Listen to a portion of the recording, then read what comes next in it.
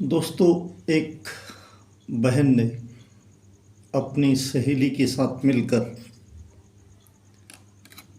अपने भाई को ब्लैकमेल किया और इस ब्लैकमेल से तंग आकर भाई ने शिप्रा नदी में, मध्य प्रदेश में जो बहती है, उसमें छलांग लगाकर आत्महत्या कर ली। नमस्कार, मैं हूं इंद्र सिंह। दोस्तों, आपसे अनुरोध है कि मेरे इस चैनल को मोटिवेशनल और क्राइम स्टोरी पर आप इसे सब्सक्राइब कीजिए, लाइक कीजिए और शेयर कीजिए और अपना आशीर्वाद मुझे दीजिए। दोस्तों, उज्जैन महाकाल की नगरी है मध्य प्रदेश में। यहाँ एक भाई को उसकी मुँहबोली बहन सुनीता ने ब्लैकमेल किया। सुनीता जो उससे उस पर राखी बांधती थी उसके भाई की कलाई पर, तो भाई का उसके घर आना जाना था। उस बंदे का नाम था आकाश। आकाश एक गरीब घर परिवार से था। 10वीं तक पढ़ा लिखा था। 10वीं तक पढ़ाई करने के बाद वो अपने पिताजी के साथ रोज़मर्रा की मजदूरी करने लगा कि अपने पिताजी का हेल्प कर सके। और कुछ दिन बाद उसकी नौकरी म्यूनसिपल कॉरपोरेशन के कचरा ढोने वाली गाड़ी पर एक ड्राइवर के पद पर लग गई। जब ड्राइवर के पद पर लगी तो वो बड़ा खुश था, क्योंकि अब उसको लगा कि उसकी ज़िंदगी पटरी पर आ गई है। तो उसके घर में उसके पिताजी और उसकी माँ, एक बड़ा भाई था। उनके दुखों को दूर करने के लिए वो समझदार काफ़ी था आकाश। तो जब कचरा गाड़ी से कचरा ले जाता था तो वो नील गंगा एरिया था, वहाँ उसकी बहन रहती थी अनीता।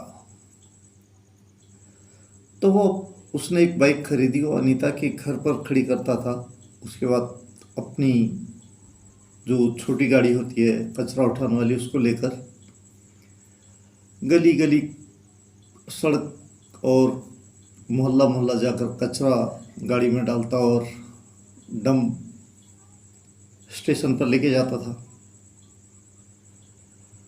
तो जो अनीता थी उसकी बहन, उसके घर पर एक उसकी सहेली आती थी, नाम था सुनीता।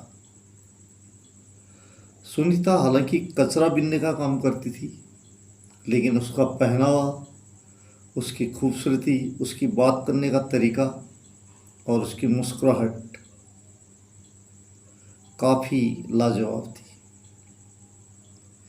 और जब आकाश से उसकी एक बार मुलाकात हुई तो आकाश उसी के ख्यालों में गुम हो गया। और आकाश ये सोच रहा था कि अगर वो ये बात अनीता को बताता है तो अनीता शायद उसे अपने घर आने से मना कर दे। उसने कुछ दिन तक नहीं बताया। आखिरकार एक दिन हिम्मत करके अनीता को बताया कि वो सुनीता को दिल ही दिल में चाहता है। यही सुनना था अनीता का कि तो अनीता कुछ बोली नहीं। जैसे आकाश जाने लगा, अनीता ने उसका हाथ पकड़ा और रोक लिया। बोला, कहाँ जा रहे हो? अपनी प्रेमिका से मिल के जाओ। इतना कहकर उसने आकाश को अंदर किया और खुद ये कहकर मार्केट चले गई कि मैं 2 घंटे बाद आऊँगी।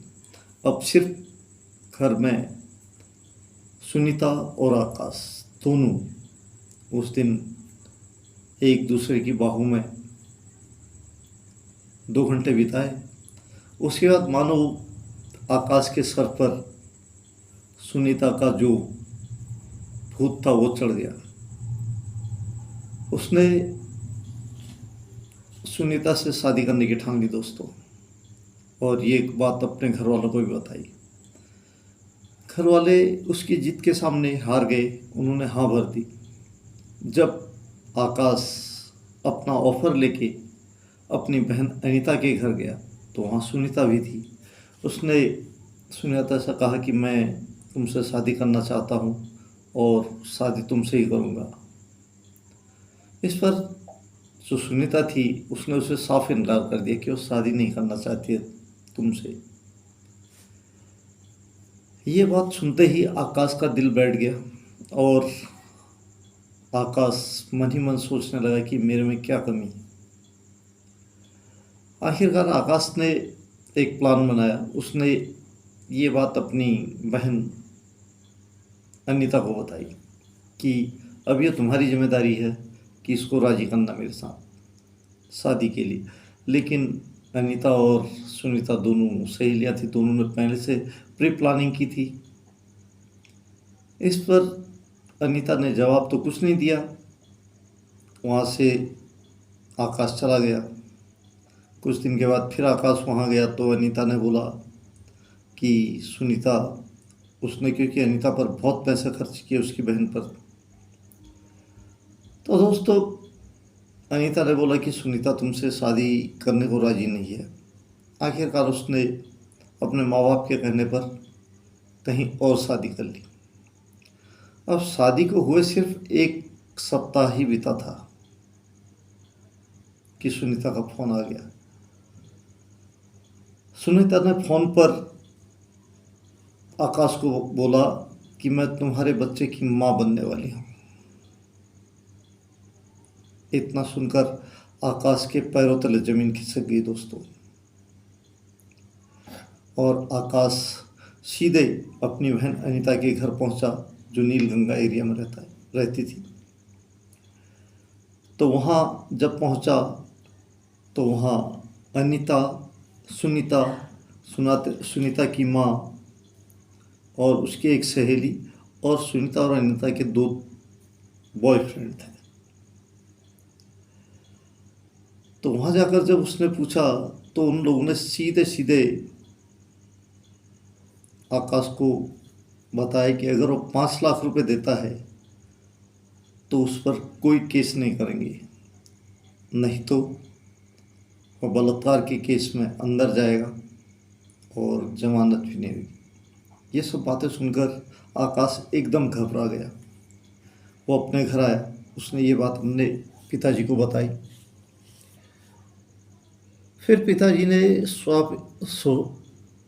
सबसे सुलह करके आखिरकार 2.5 लाख में ये सौदा तय हो गया। एक स्टैम्प पेपर लेके उसमें पूरी शर्तें लिखकर उनके सिग्नेचर लिए गए और 2.5 लाख रुपये उनको दे दिए। इसके बाद आकाश सोचा कि अब वो फ्री हो गया है, 2.5 लाख दे दिया है तो आराम से ज़िंदगी गुजरेगी उसकी बीवी के साथ। लेकिन ऐसा कुछ नहीं हुआ दोस्तों। कुछ दिन के बाद सुनीता का फिर फ़ोन आया आकाश के लिए, जो उसकी प्रेमिका थी। उसने कहा कि अगर 3 लाख रुपए देता है तो ठीक है, और नहीं तो वो पुलिस कंप्लेंट करने जा रही है। यह सुनकर आकाश एकदम टूट गया। तो उसने उस दिन सोच लिया कि अब उसकी ज़िंदगी का कोई मायना नहीं है। उसने अपनी बाइक उठाई और वो सीधे निकल गया। तो उज्जैन के पास एक शिप्रा नदी बहती है जो उज्जैन से ही बहती है। तो शिप्रा नदी के पास गया, उसके पुल पर उसने एक वीडियो बनाया। तो उसमें कहा कि मैं इन लोगों ने परेशान किया है मुझे, इसलिए आत्महत्या कर रहा हूँ और मेरे जीने का कोई मकसद नहीं है। और वो जब शिप्रा नदी पूरे उफान पर थी अभी अगस्त में, तो उसने छलांग लगा दी। और ये वीडियो जब वायरल हुआ तो ये उसके दोस्तों के पास, जो कर्मचारी उसके दोस्त थे उनके पास भी पहुंचा। वो ये देख कर हैरान रह गए। उन्होंने सीधे जाकर उसके पिताजी को ये सारी चीज़ें बताई और वो लोग सब उसकी खोज में निकल पड़े।